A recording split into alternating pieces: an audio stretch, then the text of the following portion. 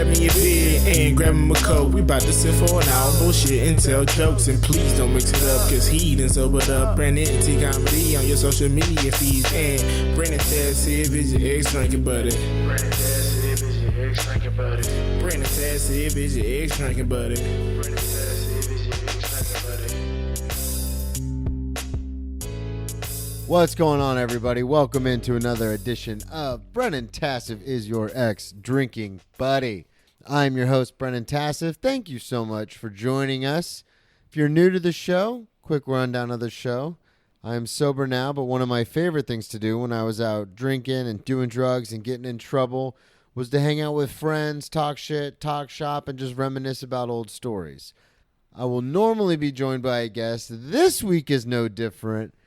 Joining me for her third appearance on the podcast, the beautiful, the intelligent, the one, the only, my girlfriend, Savanna Lloyd. Hello. And to clarify, you've never been my drinking buddy. I have not. You're going to have to talk in your regular speaking voice. That was my regular speaking voice. There you go. Just like that. All right. Do you want me to pick up what I've learned at work? That was my speaking voice. You can't. So, for everyone listening, this week, Savanna is going to be on. We are in the throes of kind of getting situated, getting settled. I've booked a few New York comedians in the coming weeks, so that'll be exciting. But until then, I wanted to have the one and only crowd favorite, listener favorite, Savanna on. Thank you. Thank you, everyone. So, in the times that you've been on this... I'm here. Hold your applause. In the times that you have been on this show, we have talked about... All about you. Yeah, for the most part. I was going to say we've talked about... Like role reversal. I interviewed you. What it's like to date someone who's sober, the beginning of our relationship. We talked about some cringeworthy romance moments stories. In your life. Yeah, when we did the Valentine's Day Spectacular. Right. But because we have been traveling and moving and doing all sorts of stuff, I was thinking about it and I was like, oh, you know what I want to talk about are some of your crazy travel experiences. You're drinking abroad, as it were. Not really abroad. Oh, but abroad? No. Most of the drinking I did was very local to Jax Beach in particular. Duval. Yeah, Duval hardcore. And then sometimes we took the drinking to the high seas, to the shores of Vegas. Things like the shores of Vegas, the beautiful beaches of Vegas. But yeah, I wouldn't really say abroad. We tried to keep the drinking close to home because it was intense. Yeah. So we wanted to talk about a few of those stories. The first story that came to mind, and then we're going to talk about some New York stuff, but that'll be at the end because I know some of you are sick of me talking about New York. So we'll save that for the end. But they shouldn't be. New York is cool. Yeah, it's super cool. It's super cool. So the first story I wanted to talk about, I'd say plug everything up front, but you don't have anything to plug because you're a normal human being. I have some new posts on my Instagram. Yeah, plug that. Tell everyone where they can follow you. On Instagram. Yeah, but... I don't know, it's weird. You have to do I say the underscores? Yeah. I don't know how to plug my Instagram tag. It's Savanna, no H, Savanna _ Ray, REA _. 2 underscores on the end. _. So yeah, you could probably just go to mine, Brennan T Comedy, and then find stuff I've tagged her in. That would probably work as well. Yeah, what's the new... Oh, I guess TikTok is the newest social media. I'm always a fan of Instagram, though. I haven't strayed from Instagram. That's my thing. I want people to connect on, to follow, where I want to connect with people. Yeah. Facebook is for my mom.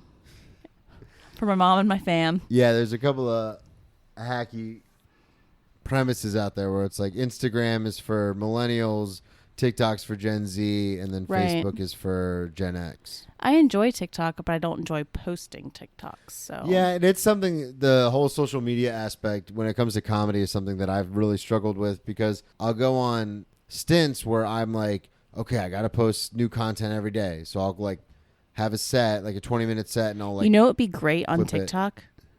Videos of the screaming homeless lady who lives in the Mexican restaurant stoop down below. Yeah. That's a TikTok thing, right? Yeah, totally. She'd probably be down for it too. She'd call you a fucking scumbag. She and was scream about the government. Screaming the N-word today, and that the made me N-word. Very uncomfortable. Oh, that's no. Even homeless or not, that's not okay. No, not for a middle-aged white lady. Right. It was uncomfortable. I really want to do that thing where we walk by and say, we're here to watch you, right? The government sent us to watch you, but we can't talk New York. This is all inside New York baseball, and I vowed that we would talk about that later. Okay, all right. At first. My drinking. Yeah, you're drinking. The first story I wanted to, if you would indulge me. Okay. Was a more recent story. A more recent story. Yeah, you went to Dallas. Let's start with the stuff prior and then work our way up to Dallas, because if I start with that, they'd be like, "Whoa." Okay. Well, then what do you want to do first? Because you've done the cruises, the booze cruise kind of thing, haven't you? Lots of cruises. Lots. Yeah, I want to say it's been like at least 8. Ugh. Right? But so the thing is, when I get together with my core group of friends, usually it's about the time spent together, not quite. We never really reached the let's go to a destination and view the sights and get culture. Up until probably 2 to 3 years ago, it was when we get together, we're going to giggle, we're going to get shit-faced, we're going to take selfies, that sort of thing. So it really didn't matter where we were. Cruises are super easy. It's like one flat, very cheap fee for your room, for your food. You can add on unlimited drinks per day for $50 a day. It made the most sense. We're all confined to this like floating orb of drunkenness. So if we can't find each other for like, let's say an hour. There's no one's getting like super lost because it's right. We'll run into you on the next lap. Yeah. So you can't like lose anybody, like hardcore lose anybody. So it worked well. When did you go on your first cruise? First cruise, I want to say, was probably 18 or 19 with my mom, my family, and then my friend Nicole. When you say your mom and your family, do you mean your brother and sister? My mom, my brother, my sister. Okay. There was some sort of father figure involved. Boyfriend of my mom, maybe. Yeah. Maybe I was 20, honestly. But so we had a room with me, my younger brother and sister. My sister, I want to say, was 14 at the time. Younger brother, and my friend Nicole.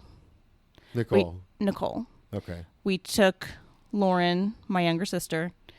One of the stops was Cozumel, I believe. And you can drink in Cozumel as long as you can see over the bar. You're allowed to drink in Mexico. So we took her and got her first yardstick. She was very... What's a yardstick? The long drink. Oh, okay. Yeah. The long frozen drink. Yeah, what they have, they do a lot of those feels like in, a hangover in a glass when you're drinking New it. Orleans, they have a lot of those. Right, like yes. Very similar to that situation. So we got her one of those, and she, being the responsible young 14-year-old she was, took some sips and just smiled and got very giggly. Like, she did not like go ham or anything. She was just like, okay. Yeah, because she is very... responsible. Yeah. Very.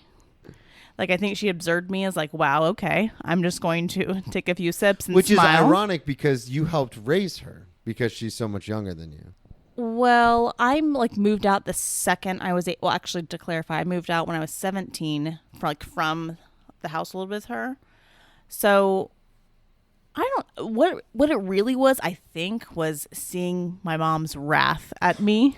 Okay. That made her probably be a little more responsible. That makes a lot. Yeah. But my mom also started to chill out later. So she just like had this like double-ended where she wanted to be more responsible because she saw how it would be if she was not. But then also my mom relaxing too. So she just became this like beautiful, well-rounded, like responsible, enviable, perfect being. But you're trying to get her wasted at 14. Not get her wasted. I would never get her wasted. And also she would never let herself get wasted. It's just like you can have a drink, pose for a picture. You're super cool having a drink in Mexico. And now you sit there and chill out and we're going to slam these drinks. Okay. So I can't believe you've been on 8 cruises. I know you been hate on a single cruises. Cruise. I hate cruises. I hate everything. But you've never been it. on one yet. You hate them. Yeah, that's a lot of stuff in my life. You have to try it before you buy it. Very pessimistic about everything, skeptical, as it were. So I honestly, if you are sober, I would not recommend a cruise. But if you ever were to drink again and need a vacation, I would recommend a cruise. Okay. So you heard it here first. If I fall off the wagon, we're going on a cruise. Yeah. But it won't be with you because you've made it very clear that if I fall off the wagon, you're going to leave. Well, you've made it very clear if you fall off the wagon, you won't be paying rent. So, so it's a chain of events. Yeah, absolutely. No, that makes total sense. This is also fun to do this podcast because I did do the solo show last week where I talked about my drunken escapades with the botched proposal and then the stealing a car. It was botched? I thought you said it was sweet. It wasn't botched. It was sweet, but it was... No, it was cheesy. It was cheesy and I looked terrible. And well, you saw the picture. The video? Yeah, you saw the video. I saw it. No, but I'm saying the picture that I posted for the episode and how ragged I looked and haggard and... So I thought it would be good talking about those stories to have you on and talk about some of yours. So okay, great. Let's talk more about the cruise lifestyle that you were in because it's not okay, it's not a trip, it's a lifestyle. Let's back up. To preface all of this, I'm going to say that I'm old comparatively. So me and my friends, my core friends, we called ourselves the Hot Mess Express. Choo choo. This was before it was tired, before they were making like mugs and t-shirts and merchandise about it. Once they started making merchandise, it's like tired. But we were the Hot Mess Express before it was cool. Before it was overplayed.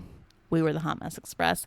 We thought it was hilarious. We didn't take it too seriously. We just thought it was hilarious. And people started calling us, oh, it's the Hot Mess Express. Which is probably not a great thing in hindsight. Yeah. But we laughed it off. We never took it too seriously. That's like when I would show up to parties and people were like, Brandon Taft is here. Right. Never took it too seriously. Always with a grain of salt. Like we always had a great sense of humor about everything. Lots of grains of salt. Tequila shots. Hey, see what I did there? Yeah, lots. But yeah, so HME was our thing. And our core group of friends, I don't know. We thought it was funny. So we also had a little satellite of rotating tertiary friends. Yeah, who weren't quite core, but who would make appearances and come and hang out. And sometimes they would really hang out for long periods of our tenure in Jax Beach, I guess. And sometimes they would disappear for a while and. Yeah, but it was always and I don't want to sound cliquey, but it's always if we were planning anything, it'd be all right, but do we want to invite these people outside of the core? And it wasn't in a cliquey way. It was because they might impede on our fun. We all know how to have a fun together. We know how to really laugh everything off and not take it too seriously. You say not cliquey, but that sounds exactly like a clique. It does sound really cliquey, but it really wasn't. The vibe wasn't cliquey. When we were discussing it, it was we don't want anyone else to come in and be too cliquey because we know how to have fun. Yeah, well, that's the whole thing about having a core group of friends is when you have your core, that's the core. And I talked about this with Dan, Daniel Barracat, the Danimal, the original drinking buddy, on his episode because we had a set core group of people. And then there were a lot of other people that were around, but to this day I could rattle off the 4 or 5 people that was the core. Right. And so I think the listeners understand what you're trying to say. Yeah, totally. So we had the core 4, and then we had Brittany, Jamie, Nicole, and you. And then we had a couple more who were very present. And just real quick, want to just pat myself on the back for being such a great boyfriend that I could just rattle those names off. Just had it. Really? Yeah. We've been together for quite a while. If you didn't know the core 4, it would not look great on you. So I knew it. Let's move on. Okay. So, and then a couple more who were very, very regular, and then some who just stopped in briefly. But anyway, so in this core group, we had an instigator, we had, enabler, and then we had 2 just fuck it, yeah, let's do it. It made for a great mix. Who's the instigator? You want me to name names? Yeah. Okay. Instigator was Brittany. I was gonna say you don't Enabler have Nicole. Jamie and I are the fuck it. Yeah, sounds great. Okay. So the first cruise was... Let me give you an example of what would happen. We would invite not Core 4 on a vacation or a cruise or whatever it may be. There would be over planning. There would be That's something that you hate. I know you and I have talked about that. Too many cooks in the kitchen. I have a very specific memory of 2 friends not in the core group. So one of the first cruises, I believe there were 6 of us. Is this the one with your mom, or is this... No, the first girl group. Okay, so girl group the first cruise you ever went on was with your mom. The first one, we're venturing off of Jax Beach shores. We're going to go start getting fucked up on the high seas. Okay, and this is with the core group. Core group plus a few additional. Plus 2. I want to say it's 2. There might have been 3. I don't know. We'll say it's 2. Okay. The 2 additional are very good friends. A very specific example of why we always hesitate to invite more. They were hungover, kept drinking the next morning. Yeah, hair of the dog. Took some Adderall. Around 5 p.m., they're in their cabin arguing and crying because we didn't make old-timey pictures that day. They wanted to take old-timey pictures. They had a schedule for us, and they wanted to go down to the depths of the cruise and like dress up and take old-timey pictures. We're all sitting there half rolling our eyes, half cracking up like, dude, we're hungover as shit. There's no way we're making old-timey pictures at 2 p.m. They're insane. Yeah, that's been one of your beefs in the 3 years that we've been together is you're not real big on the over-planning. Right. It's so nice to just go with the flow. And I'm very much not a go-with-the-flow kind of guy. I like to plan things, especially in my sobriety. I like to be very scheduled and regimented. But you've loosened up some. In the beginning, it was like, eat dinner, quickly leave. Now we're going home. But it's like, let's chill. Let's have fun. Yeah, I've gotten better with that kind of stuff. I still like to, like, especially on my days off, I still like to have, okay, I want to be up by this time. I want to go to the gym. I want to come back. I want to do this. X, Y, Z has to get done. And then I'm going to go to a mic here, a mic there, maybe catch a show late night. So I still like to have a schedule, but I have gotten better when we are like, okay, this is what we're doing for the night. Like, we're going to go get food and then we'll go see a show. I've been a lot better about like, okay, well, let's go to get food early so we can take our time and do other things. And then, right. Whereas and before, my mode of planning has strictly come based off of hangovers. Yeah. Anytime anything is overplanned and you're not feeling it and you have to push through it and you end up not even having fun and be like, what was the frickin' point of this? Yeah. Nightmare. Well, it is a nightmare, and that's also something that happens a lot. I mean, not so much anymore because we live here, but when we would visit places, a lot of times I was like, no, we got to do this, we got to do that, we got to do this, and you're just like, chill out. Right. So this was like, the vibe. do you actually feel like doing it? Like, do what you feel. Let's have fun. That's your whole thing. Do what you feel. So that was the vibe that you got originally on the first HME cruise. It was a very... Yeah, there were a few people who weren't doing I'm not making old-timey pictures. I'll see you in the disco. That's what they call the cruise. Or the cruise clubs are called the disco. I was like, yeah, I'll see you in the disco at like 11. I'm not making old-timey pictures. You're out of your mind. So what ended up happening? They're crying in the cabin. They're freaking out. What did they calm down, or what? Take us through that. What happened? I don't know. We rolled our eyes and giggled and like went and... You just left them? You were just like, fuck off? Yeah, they were doing their own thing anyways. They weren't with us. Oh, okay. We walked in on it and we're like, that's a nightmare. Let's up to the pool deck we go. Bye.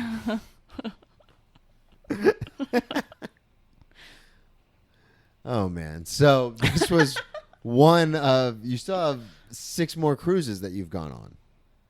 The first one was with your mom.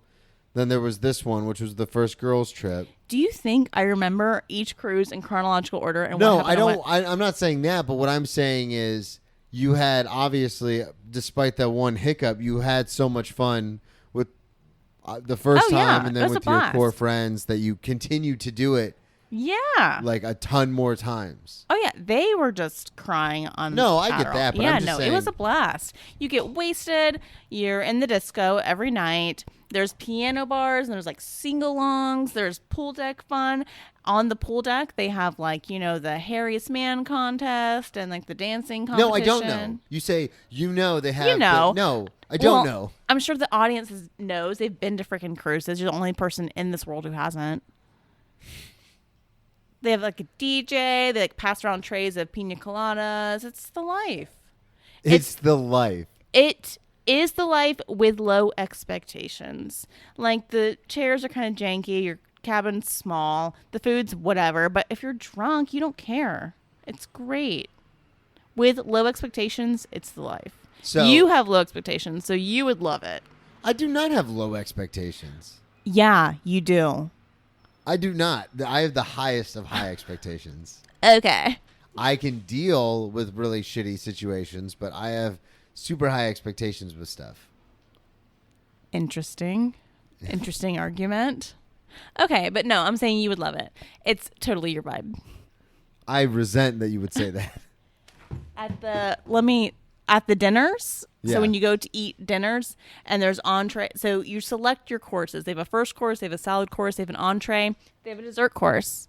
You can pick however many of each courses you want. You can pick 3 entrees. You can like keep going. Yeah, because it's all inclusive, right? Uh-huh. Do you have to tip on these things? Nope.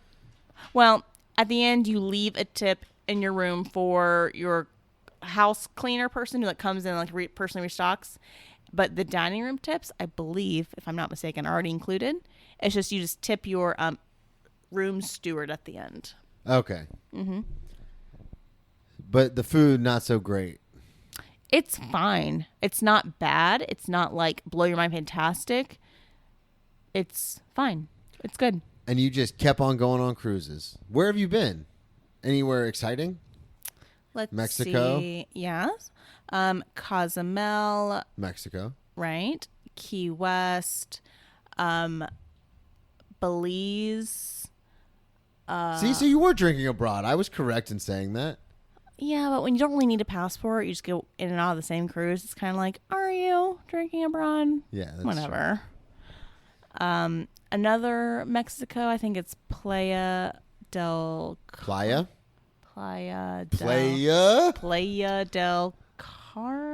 or something like that. A bunch of places, whatever. I don't know. So now, Bahamas all the like a lot of Bahamas. Yeah, I was gonna say the Bahamas. Yeah, Bahamas nonstop. Okay, that's a stop at almost everyone.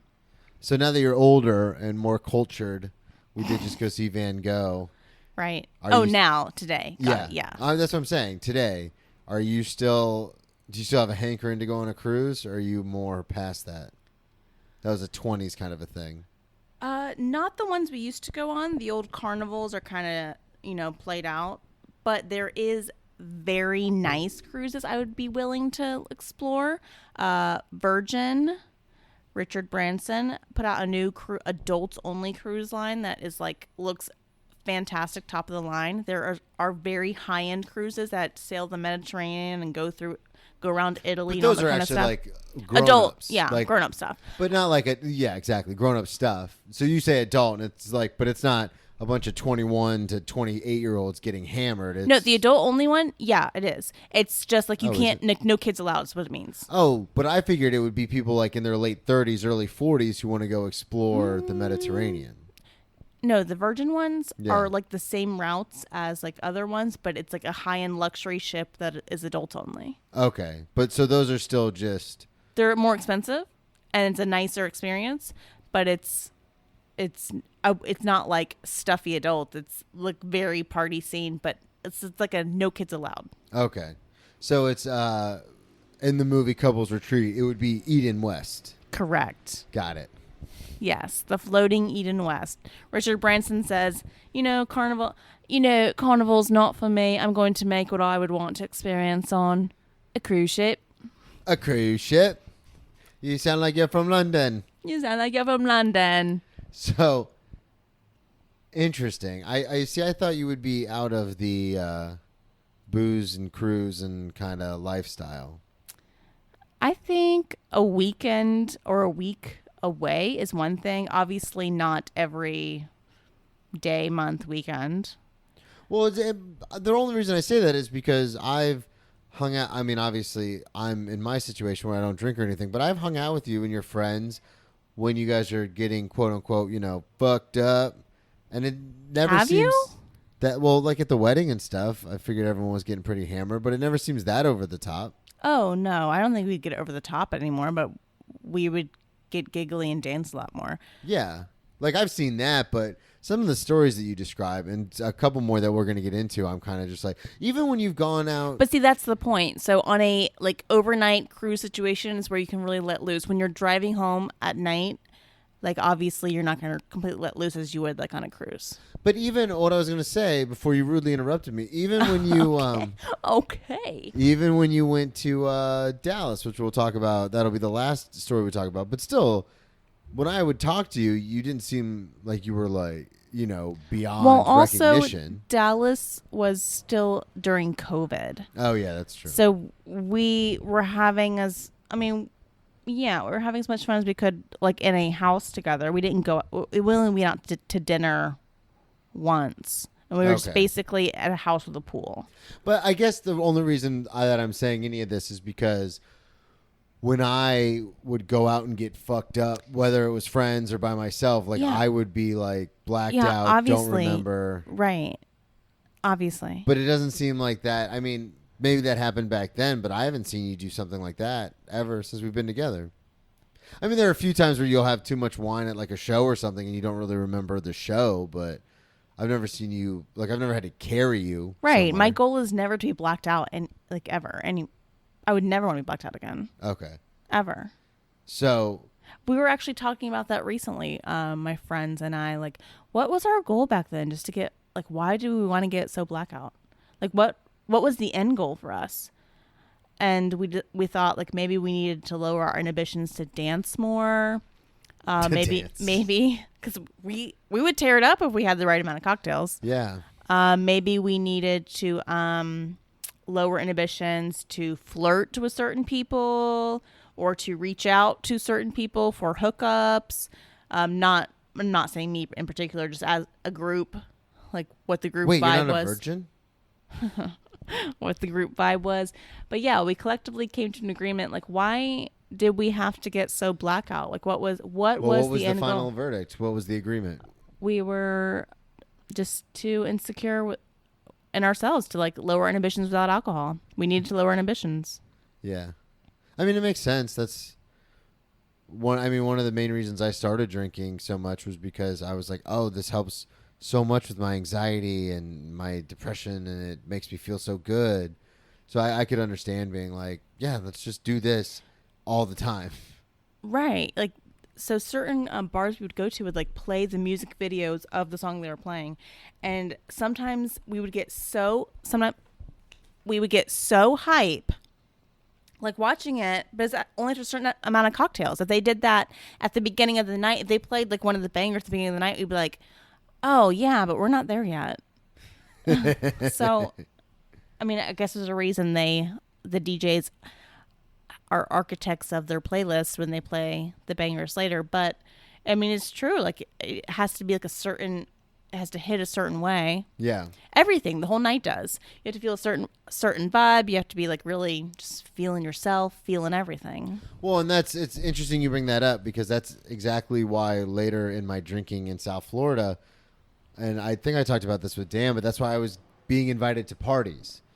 Was not because I was fun to be around, but it was a certain situation where I would get everyone to do shots right off rip, right in the beginning, because I loved to do shots. So I would get everyone doing shots, and then I would be about 8 to 10 shots in. Everyone else is just 1 or 2 shots in because I'm doing shots with them individually, but I'm doing all the shots myself that they would send me downstairs and put me in a room and turn on the TV and just kind of... Yeah, that's so sad. Tuck me away. But I'm saying that to credit your point, which is, you got to get it going. And once you get it going, everyone's having a good time. But right. So the Ritz in Jax Beach. That's a bar in Jax Beach. Was the spot. And back in the 90s. Back in the late 80s, early 90s. Just kidding. It was the spot because it was always where we would end up no matter what. There were certain nights for certain bars, but like the Ritz was home base. We knew the DJ like super well. You know what that means, DJ folks. Jen. No, she was a girl. Oh, okay. Rude. DJ Jen. We had our corner right by the DJ. We would come in if girls were in our corner. We would get double fist some drinks and slowly go edge them out. They would have to go back to the bar. Hostile. They would have to go back to the bar eventually. We had 2 in each hand. We were there for the long haul. We would edge them out and get into our corner. It would get to the point where we would come in and they'd be like, oh, shit, and like start playing our songs. But sometimes they'd be like, nope, too early. Stop, too early. We'll get to that one later. But post up in our corner and just like, while out at the Ritz, which when you go to the Ritz on the wrong night, you're like, really? The Ritz? But it would end up so fun. Open till 2 every night. It would like be the best ending ever. Which is so weird to me because my favorite type of drinking was at home by myself, pack of cigarettes, handle of vodka, no one to bother me, no work the next day, not having to worry about how am I going to get home, worried about getting into a fight. Well, Brennan, I think you never learned the art of dance. That's true. I don't know the art of dance. Even when I would leave it all out on the dance floor. Even when I would go out in college, I would still. Oh, a lot of the time, especially when I really got into my alcoholism, a lot of the time I'd be thinking, I don't know why I'm out here. Like, I don't like being out here. Yeah, and the more we would spend drinking, the more we realized we really just want to go drink and talk to each other, giggle with each other, and dance with each other. We really don't need anybody else. So in our later part, before we kind of like stopped going out, it would be to the point where we didn't like anyone approach us. We're like, no, this is what we're doing. What you do is you guys would all get together at a house and have wine and cheese and watch music videos on YouTube. It's rare, and in between we actually go out, but when we do, it's pretty fun. Okay. Well, let's talk about a time when you guys did Vegas? go out. Yeah, you went hard in the paint. Yes, Vegas. How did this trip happen? What was the summer genesis? Of 2011. Real far back. What was that, 10 years ago? Yeah. So I just moved back from California. You're 24. I was only there for 8 months, but I just moved back. And you went to L.A. and then San Francisco? East Bay, but yeah, right outside of San Francisco. Okay. And then I just moved back. Huge shout out, Farzad. Big San Franciscan. Big San Franciscan. Loves the Bay. Yeah, East Bay. I don't know if you know this, but it's German for a whale's vagina. That's San Diego, you ignorant slut. Damn it. Anywho, just moved back. So we were planning a like epic all-out girls trip. We were already calling ourselves the Hot Mess Express. Where did the genesis of that come from? I don't know. I really don't know. I know someone else had like said it, and it was before it was popular, because if everyone else was saying it at that point, we would not have done it. Yeah, but someone just had mentioned it, and then you were like, oh my God. Like someone, I think we were like really wasted one night, and someone said, oh God, all aboard the Hot Mess Express. And it just like stuck. it was that like sweet spot where we were like giggling, like we are the Hot Mess Express. Oh my, it's just like we couldn't stop giggling about it. And then like the corresponding nights, like, are we gonna aboard the Hot Mess Express tonight? And I'm like, fuck yeah. And we, became the Hot Mess Express, but also, not too seriously, but it became like such a running joke that it kind of became like a thing, our thing. Yeah. So now you're Hot Mess Express all aboard to Las Vegas. Right. And Savannah just moved back. We had Savvy, as your friends call you. Savvy or Sav. We were planning this like all-out trip for Vegas. Like we wanted to go have a great time. Just a side note, when Brittany was in town a few weeks ago and she kept saying, Sav, I was like, there were times where I was like, what the fuck is she saying? Yeah, because Sav and Savvy. I just I always call you Savannah. Well, you're an ignorant slut. We already covered that. Okay, so you're back in town. We're going to Vegas. We're going to Vegas. We're going to Vegas. Vegas, baby. We are planning this to be an epic trip. We see the cover. Where are you staying? We stayed at the Palm. Okay. Palms. The Palms or the Palms? There's the an Palms. S. It's Palms. Yeah. You know, where the Playboy Club was, all that stuff. Yeah. Right. Moon, the night where club. They did the Real World Las Vegas. Correct. That's where we're staying. Well, take us through it. How did you get out there? Okay. Who's going? What's happening? Okay. Let me get there for a second. Around the same time, I want to say, sorry, I sucked my teeth again. I can't help it. I want to say it wasn't, God, who was it? Not Panic at the Disco. It was, All American Rejects. No. 303, I think. Yeah, that was a huge band back then. Right. So they released an album. I remember that. With the girl with a tattoo in her lip.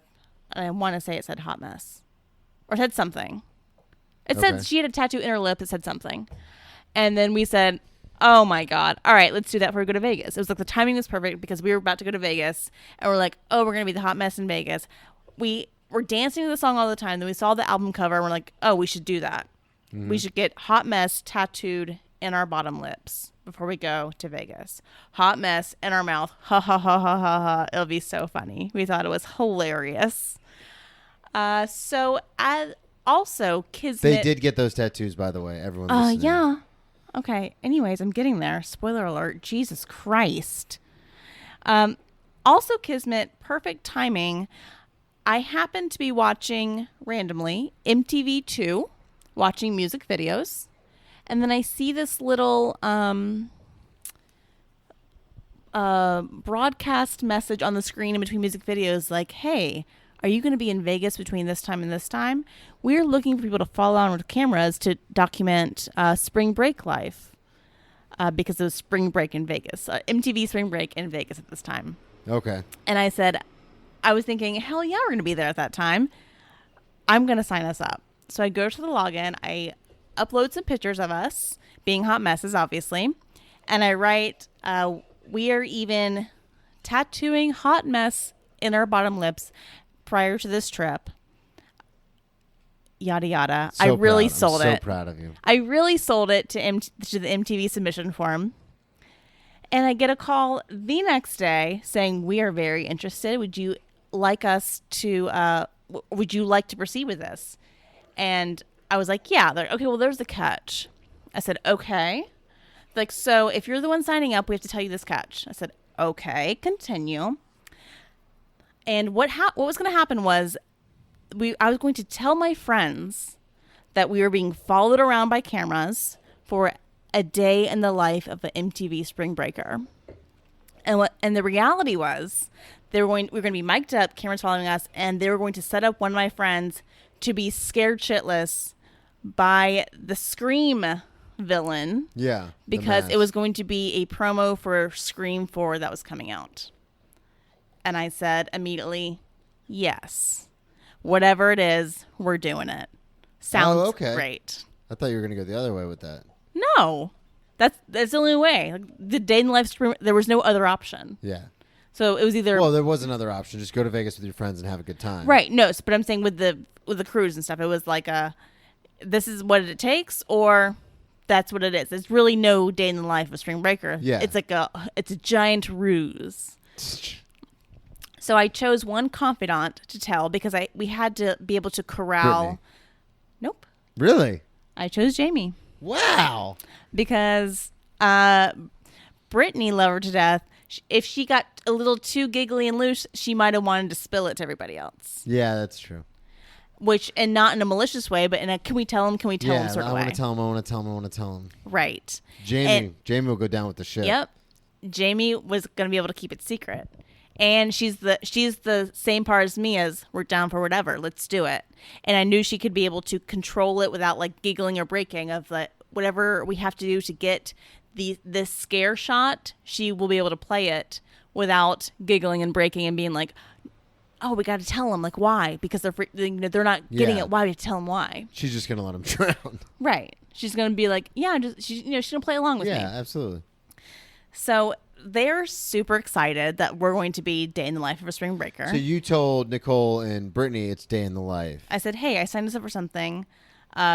Basically, and at this point in our lives, I knew this would be an exciting moment. Yeah. They were going to be like, hell yeah. There would be no, oh, I don't know if I want to do that. I don't know if I want to be on camera or whatever. They were. You're 24. Everyone's down. They were gung-ho. Fuck yeah, let's do this. So I told them, so I signed us up for something, and we got it. We're going to have MTV camera crews follow us around for a day in the life of an MTV spring breaker. Screaming, giggling, yay, exciting, jumping up and down. This is going to be epic. It's going to be awesome.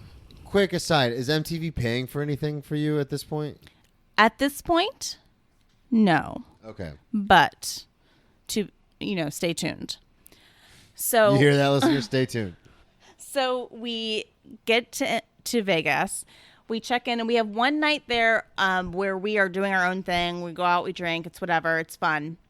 And then the next night, we meet our crew. God, what is his name? His name is the head producer. His name is the head producer. He's something. Rick? No. It's always Rick. No.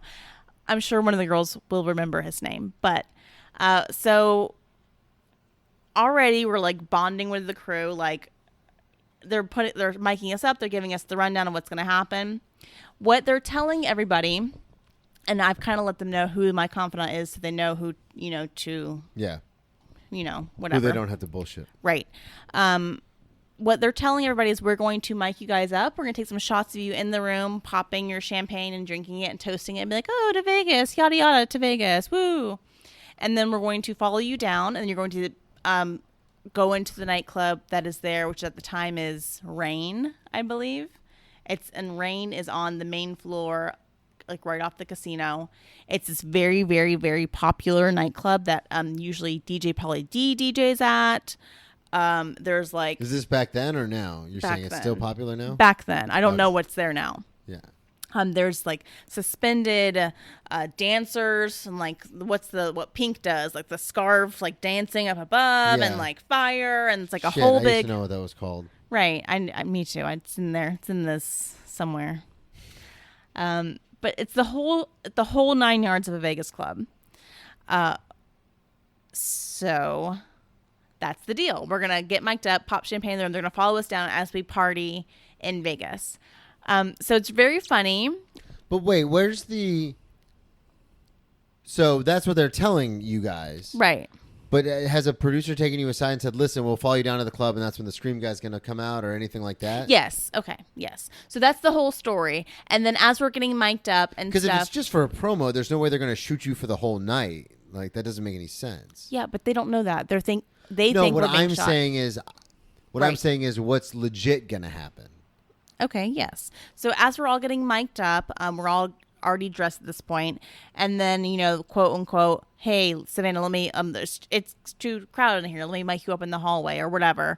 I get the down low what's really going to happen. Okay. So what's really going to happen is we have to take. Also, side note, I get to select who is the first choice to get scared. Brittany. No, Nicole. Really? Yeah. And then second choice was Brittany. So they wanted both, but we had to do one first. And then after we did Nicole would be in on it, and then we'd have to shoot Brittany. So they needed 2 different takes to see what worked best. Yeah. So the MO was I needed to somehow take Nicole's ID out of her purse and leave it on the bathroom counter. So as we're all getting ready, I do that. Why do you have to do that? Because we're going to go down and wait in the line for Rain. And then we discover, they say, hey, does everyone have their IDs? And we discover that we need to go back up and get Nicole's ID. The one flaw in this... Very shifty. Right. Because they're going to get scared. She's going to get scared in the room. Yeah. The one flaw in this is that at first take, Nicole's pissed. She's like, are you kidding me? Like, yada, yada. She's like, are you fucking... I'm like, hey. So wait, what happens? No, take us through this. You're jumping ahead. So you go down... You're able to get Nicole's ID out of her purse? Yeah, so we get it out. We leave it on the bathroom counter as the instructions. Leave the ID. But so she's just not paying attention? Right. The only reason I'm so curious is because when I leave the house, I'm like, all right, keys, wallet, cell phone. Like, I yeah, got but all do you my shit. normally have are you normally mic'd up with camera crews in your face, like giving you like not yet? But interviews comedy and hasn't stuff? taken off yet. So obviously this is not a normal event. We all have these like little going out purses that are already like ready and kind of off to the side somewhere. Okay. So she thinks it should be in there. Like we've already set that up. Yeah. Why wouldn't it be in there? Right. Why would my friends deceive me? Exactly. To Why? make me think I'm going to be murdered. Why would they not want me to get into the club? What Yeah. dickheads? So it snuck out. It's set on the bathroom counter. We go down, and then fun fact, as we're going down the elevator, we forget we're mic'd up, and we're calling the producer a curly-headed fuck, like from Step Brothers, because he had very curly hair, like Jufro hair. You know they can hear you, right? We figured that out very soon down the. Then when we burst out, we're like, just kidding. Yeah, and then we had to do a take again where we come out like acting like we're like woo coming out the elevator. So we'd be like, sorry, we're just kidding. You're not a curly-headed fuck. Yeah, whenever. But luckily, they think it's hilarious, like because we're not being malicious. Because you're hot. We're not being malicious. We're being like genuinely like, oh, he has curly hair. He's such a curly-headed fuck. So they don't, they're not mad at us. They actually think we're charming and hilarious. Okay. So we got to do a second take on the elevator. Yeah, second take coming out of the elevator going, woo, we're going to the nightclub, woo, rain. And then as we're standing in line, we discovered that we need Nicole's ID. Nicole doesn't have her ID. Right. Oh my God, we got to have it to get in. Even though there's camera crews, it's not negotiable. We need IDs. So at first she's pissed. Like, what the fuck? Like, I have to go back up because she obviously, who would want to lose the camera time being an asshole going back up to get their ID? Yeah. And then it's like, you know what? It's okay. I'll go with you, and the camera's going to come with us too, and it'll be funny. Come on, let's go. So we go back up the elevator. Half of the camera crew is following us. And then I have to put on my best acting skills and say, this is what you were born to do. Born to do it. I have to go say, okay, this is why I'll go look in your suitcase. You look where we're I can't even say it. Where we're getting ready. I was not born to do this. You go look where we were getting ready in the bathroom. So I go and start like quietly rummaging and trying not to laugh, like in her suitcase. And she goes in the bathroom, and on the bathroom, there's her ID on the counter with a little sticky note taped to it that says, "What's your favorite scary movie?" Scream. And as soon as she picks it up and has time to read it, he bursts out of the shower curtain, and she like obviously screams and kind of like falls over the toilet, and it's really hilarious, yada yada. And then I'm dying laughing, of course, and then we have to like collect ourselves, and I had to be like, okay, so this was what it was all about. It's a Scream 4 promo. We're not being followed tonight. This is what it was. Like, I have to like collect her so she understands why that happened. So everyone listening can fully grasp this, and I think I'm going to say it out loud so I can fully grasp it. That's probably one of the most horrific, traumatizing events of her life. For a brief moment, 5-7 seconds, she thought she was going to legitimately die. She was on camera. How much could she legitimately die with the MTV camera right behind her? I'm just saying. For a split second in her head, she thought, how did this happen? Like, how did this guy pick this room to murder somebody? That's the way I see it. I don't know if she thought of that. I don't know if she went that dark that quick. Oh, that's because where I live, instantly, obviously, in her terror, she looks up and I'm dying laughing. Okay. So it's okay. And then when she collects herself, she's like, obviously, like, oh my God, what the hell's happening? What the fuck? Yada yada. We have to be like, okay, so this was actually what it was. Yeah. There is no Night of Screenbreaker. This whole MTV thing is to. It's a ruse. It's a ruse to capture a promo for Scream 4. And so it takes her a second to absorb that and be like, okay, got it. Yeah, because she thought she was going to get murdered. No, because she thought I'm gonna die. She thought we were going to be famous. We all thought we were going to be well, not me, but thought we were going to be famous. Like, oh, obviously now we're going to get our own show. Yeah, you've been to California. They're just now we're going to get our own show, clearly, because we are to die for. So then we had to be like, all right, well, now. You have to get Brittany now. Yeah. So now we need to get your acting chops on. We need to make a call down to Jamie because Jamie knows what's up. And we have to tell them, hey, we really can't find it. Can you come up here? Just Brittany, though. And help us. No, both of them. We're not leaving Jamie by herself. Both of them come up. We really need you to come up here and help us find it. So they come up the elevator. Nicole and I are doing the giggling, digging in the suitcase thing. We quickly got Jamie, come help us look in the suitcase. We're digging and giggling. Brittany, go look in the bathroom. Same thing all over again. Scream for a guy, burst out, scares her. Her reaction isn't quite as scared as Nicole's. Nicole literally like fell over the toilet, running away in her heels. That was the money shot. But we got Brittany just in case. Brittany's never aired. Lucky Brittany. So Nicole's actually aired. It aired. So what ended up happening? Was that it? Were they just like, all right, we're done here? Did they pay for a room? Did they do like anything happen? Or? So after it all collected, all the camera crew and producers were like, you guys were great. So we got the number of the producer who essentially for the next week invited us to every MTV event being held at the Palms. So we were front row at the poolside concerts with Snoop Dogg and Pitbull and Neo, DJ Pauly D, everyone poolside at the concerts. We got VIP passes to Moon, where, who was it?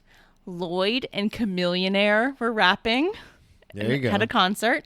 Fun fact about that, though, we were like kind of trying to find our way around that and like figure out a place to like stand and like chill. And we were behind these booths up at the back bar. There was booths in front of us that like looked up to the stage. And this whole like crew of people like came up and sat in this booth. And it turned out. I do know this story. Yeah. So I didn't realize it at first. I didn't really know what was happening. I just knew it was like a crew of like 8 people. And what I first noticed was they had one guy sitting there rolling blunts and passing them around. And then the second guy up top just pouring shots of Don Julio out of the bottle and passing those around. And I'm not really paying attention. There's a lot going on. I'm not really paying attention to these guys in front of us. Like, whatever. They have a VIP booth. Obviously, there's some sort of hot shit. Like, I'm not connecting the dots. But then it turns out it was Rick Ross and Waka Flocka. And Waka Flocka was the one sitting up on that back of the booth pouring the shots of Don Julio. And then after a while, because they had like a security guy kind of sitting up on the opposite corner of him, like watching us, like we were like there to like be groupies, but we were there before they even got there. Yeah. So we were just like getting our like finding a spot to drink our drinks and kind of like get our buzz on and like see if we wanted to like get down there and dance, because we didn't really know if we wanted to like get up there for like Lloyd and Chameleonaire. They're not like big ticket concert for us. We were just kind of like, all right, we're just gonna be here and just like experience it. We're not gonna get down there and like the heart of it though, the nitty gritty. Right. We don't know if we actually want to. We're just trying to like see what's up from back here. Yeah. So the security guy was just watching us. And then after he like gathered that we weren't there to stalk them, we were cool, he kind of relaxed a little bit. And then Waka Flocka started passing his shots to Don Julio through like the little like back section of the booth.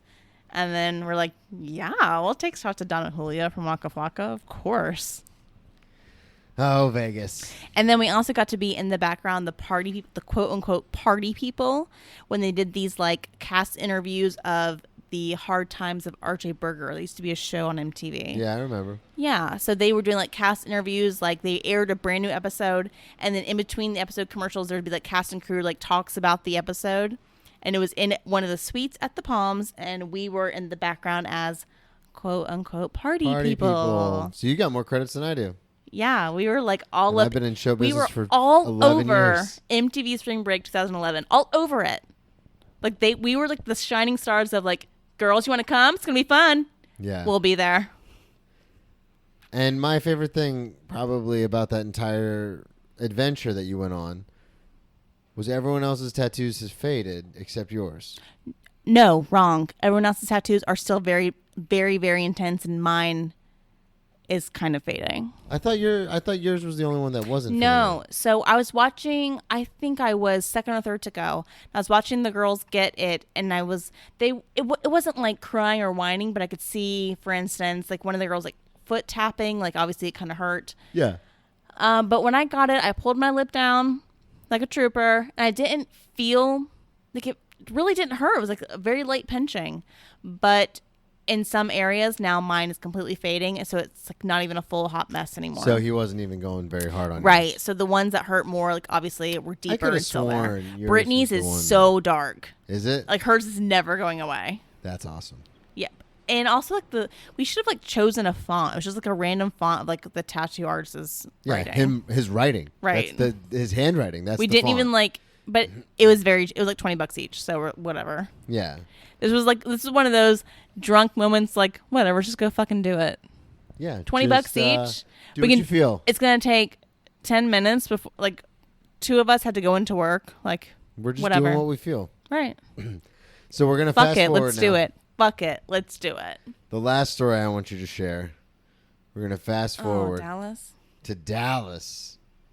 This is very embarrassing for me. I know. That's why I want to share it. Okay. Come on. You've been on the show enough. The listeners know you. It is what it is. Like, it happened. There was no stopping it. It just sucked. But whatever. I feel like these experiences make you more well-rounded, richer human who can empathize and who can move forward with dignity. And it also gives me an excuse to be like, yeah, maybe you should. Whatever, loser. I just don't drink alone in my basement. I never had a basement. Grew up in Florida. So you said they would put you down in the basement. Well, because they had a 3-story townhouse, so they put me down at the bottom room. Okay, semantics. I'm pulling what you said. I said downstairs. I didn't say basement. Okay. So, you're going to Dallas for one of our super bestest friends in the whole wide world. Member of the Core 4 herself. Bachelorette party. Right. It takes place in a large 5-bedroom house with a pool in Dallas. It's a great time. We can't really go anywhere. We go out to dinner one night because it is super deep in COVID. Texas didn't believe in COVID. At this time, it was still July after. It was July 2020. So it was very new. Oh, okay. So it was still COVID. God, it was that long ago? Yeah. Damn. Or maybe it was August. I think it was July. It was August. Okay, well, either way, it was after, very still new and deep into COVID. Yeah, but it was still only a couple months after everything. But at least, dining had returned. We could go out to eat dinner at this point. Yeah. That was one of the factors of if we should still have it or postpone it. And then we all decided as a group collectively, as long as we're all in a house together, just, having fun and drinking, it should be a good time. It was a good time. Most of these girls now are moms.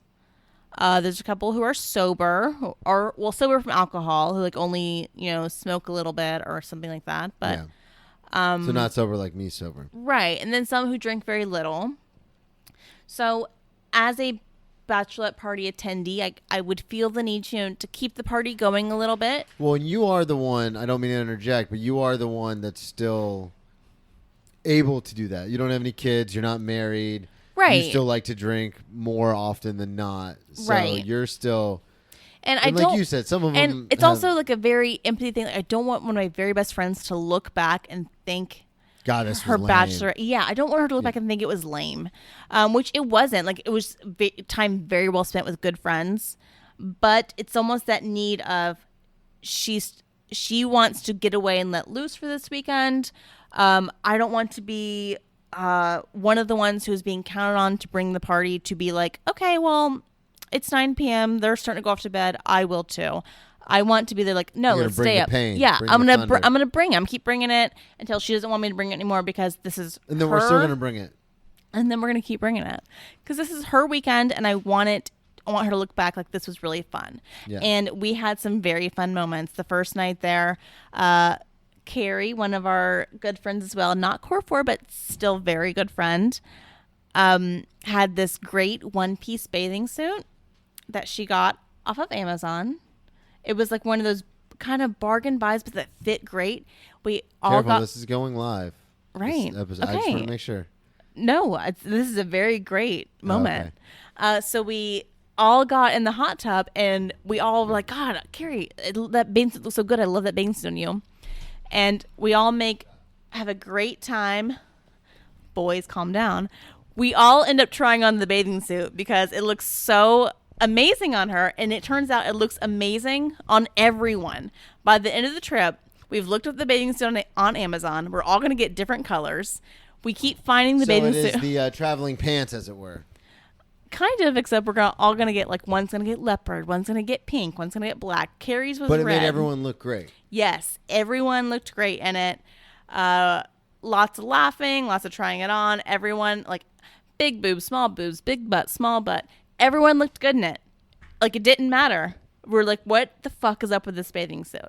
It was like a one piece with like a halter top, and then you tied the straps around your waist, and like it was just like amazing. It was a good bathing suit. I got it. Okay, well, you know what? Some listeners might appreciate the bathing suit details of why it was so fantastic. Not you in particular. Got it. But anyways, it was a fantastic plunging, like it came all the way down to your belly button. It was great. So we had some great times on this trip. Like, it was fantastic. However, on the flight home, dun dun dun, we went hard every night. I didn't feel I ever went too hard to where I was hungover. I woke up every day fine. Every day. Sorry, I stuck my teeth again. God, babe, sorry. I woke up every day feeling fine, which is the most alarming part for me, is that I wasn't even hungover. But I think maybe just the sheer amount of alcohol that had been going through my system the past 3 days, maybe. Yeah. It was well paced out. It was fine. Like, there was no point I was like outrageously drunk. I didn't black out at any point. Yeah, but your body's just lacking hydration and nutrients that it needs. I don't know. I'll tell you what did it, though. So we're on the flight home. I'm sitting next to Nicole. We have all arranged and like rearranged our seatings, our seat assignments to be next to each other. Nicole has arranged to be next to me because Carrie's next to Andrea and whatever. Like, everyone's already got assignments. Nicole's like, oh my God, let's move. So we're next to each other. Okay, perfect. Great. As we're ascending into the air, that is what ascending means. Ascending into the skies, there's a little bit of turbulence. And I was like, oh, that didn't feel great, but it's fine. You do not handle turbulence well as far as your I don't. It's like some sickness. sort of motion sickness thing too. So it's not like you're scared. Like, I'm terrified to fly because I'm more terrified of falling. But you're not worried about that kind of stuff. You just get really motion sickness. You get motion sickness really badly. Correct. But there's a little bit, and it kind of makes me feel weird. But I'm like, okay, it's fine. I'm fine. We keep ascending, and there's not really any more. Okay, we're ascending. We're back. Okay. So we are ascending into the skies, heading back to Jacksonville, Florida. A little bit of turbulence. Doesn't feel good. Makes me feel a little bit funny. I recover. I think I got it. I think I feel okay. I'm going to try to sleep it off a little bit. Usually if I sleep, I wake up feeling better no matter what the issue is. So I take a very, very, very brief little shut-eye. I'm in the middle seat to paint the picture. Nicole is by the window. There's a elderly lady who I believe is either, I want to say deaf. She's either deaf or blind. I can't remember now because the vivids of this image are not focused on her. However, she's either deaf or blind. Next to me by the aisle. That thing happens where you kind of open your eyes and your forehead is sweaty. You feel these sweats and these chills starting to take over your body. I'm like, shit. So I sit there and try to swallow and like make myself feel better. Body sweats. Okay. Mouth sweats too, but the first indication is like I feel my forehead breaking out in a sweat. I'm kind of starting to panic a little bit because I know this usually means, with my track record of hangovers, that vom is coming my way. You're going to vomit. You're going to throw up. Yep. Puke City. Puke City, bitch. Puke City. I think I can keep it down. Like, I think it's fine. It's just, whoa, I'm going to take a little sip of water. I'm going to sit here. I'm going to collect myself. I'm going to meditate. I'm going to look inward. The sweat starts to intensify. The mouth sweats start. All of a sudden, the bile starts to rise. I get up and I'm like panicking because it must be blind. The lady's husband is on the other side of the aisle. He sees me trying to get up and I'm like, oh, excuse me. I'm trying not to talk because I feel it coming up. The plane is still ascending? The seatbelt's No, by this point, we are just riding. Okay, you're cruising. Yeah, just cruising. And he's like tapping her like, hey, you got to get up. She's trying to get by you. I don't know how old she is. It's like really up there. it is taken every ounce of her strength to pull herself out of the seat. You can't just slide by her? No, because she has one hand on the seat above her trying to pull, very old, trying to heave herself up. She's tiny, but she still needs a heave. She is trying to maneuver and get herself out of the seat. She doesn't know what's happening. It must be blind because she can't see the panic in my face. She can't see the panic in her husband of trying to get her up. Yeah. She's slowly trying to get up and doesn't really know what's happening. She just thinks you need to go potty. Right. In this time, I could have made it, by God. I could have made it. In this time where she is slowly trying to heave herself out of the seat, it just comes. I tried to hold it in. I realized it's coming out before I know what's happening. It is COVID. We are all wearing face masks. So I bend my head. I'm kind of in a half standing position. So I just bend my head down. It hits mask, therefore hitting my face as well. So you threw up. Threw up into my mask. It's leaking out all over down into my it would have been like a violent watery throw up if I had been able to get it out. Right into my mask and leaked down all over to my jeans. She gets up by this point. I'm like, thanks for nothing. And then old dumb blind bitch. And then I just run to the back of the plane. I get in there by this point to the bathroom. It's all out of me. Yeah, in the bathroom. I feel fucking fine at this point because it fucking all just shot out of me. Great. Now panic ensues. I'm like, okay. I take my mask out. It's just fucking covered in puke. I run that under the water. I sit there and I start pumping hand soap and I'm trying to just wash the front of my jeans. Okay, fuck it. They'll just be fucking wet, but at least they'll be clean. Trying to wash my jeans on me still. Just on my thighs, just all over my thighs. Just wash the jeans. Thank God. I hear a knock. Nicole has come to save the day. She's like, oh my God, I brought you a skirt. What else do you need? I'm like, a fucking face mask. Got it. She runs back. She talks to the flight attendants. She had a major accident. Can I please get, it's a plastic bag. They give me a barf bag, too late. But I put my pants in the bag. I got this loose skirt that our friend Felicia let me have. We pulled it out of her carry-on. And I get a new mask.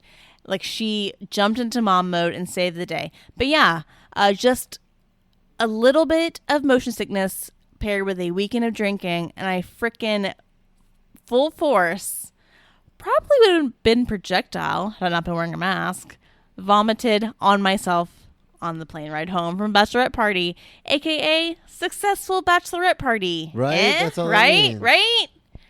But I know a nice place. We meet every day at noon. They're super sweet there. Being 33 at the time, it's oh, did I really just do that? But, when it's happening, you're like, it is what it is. This is my life now. I just have to figure out how to get to the next step, which is landing and getting the fuck home. Yeah. Luckily, I was there to pick you up. That was a fun ride home. Yeah. I was like, you're like, oh, how was it? I was like, I literally threw up on myself on the plane. I just threw up on myself. Oh, man. Well, Savanna, thank you for indulging us with those stories, from cruises to Vegas to vomiting on yourself. Yeah. Tell everybody one more time where they can find you. Instagram. Savanna, there's no H at the end of that, so Savanna_Ray___. Yeah. You can see all my adventures. Absolutely. Thank you, everybody, so much for listening. Brennan T. Comedy on all social media. Subscribe on Patreon, patreon.com/Brennan Tassif. Check out the website, BrennanTComedy.com. Got some upcoming dates. I'll be at the Broadway Comedy Club October 7th with Joe Kimmel. That's going to be a lot of fun. Jill Kimmel. That's what I said. It's not like you said Joe Kimmel. No, Joe Kimmel. Who the fuck is Joe Kimmel? Jill Kimmel, good friend, close personal friend. She's amazing. She is a lot of fun. You've met her before. Yeah, that's why I just said she's amazing. I know. I'm just saying. Thank you again, everybody, for listening, and we'll talk to y'all next week.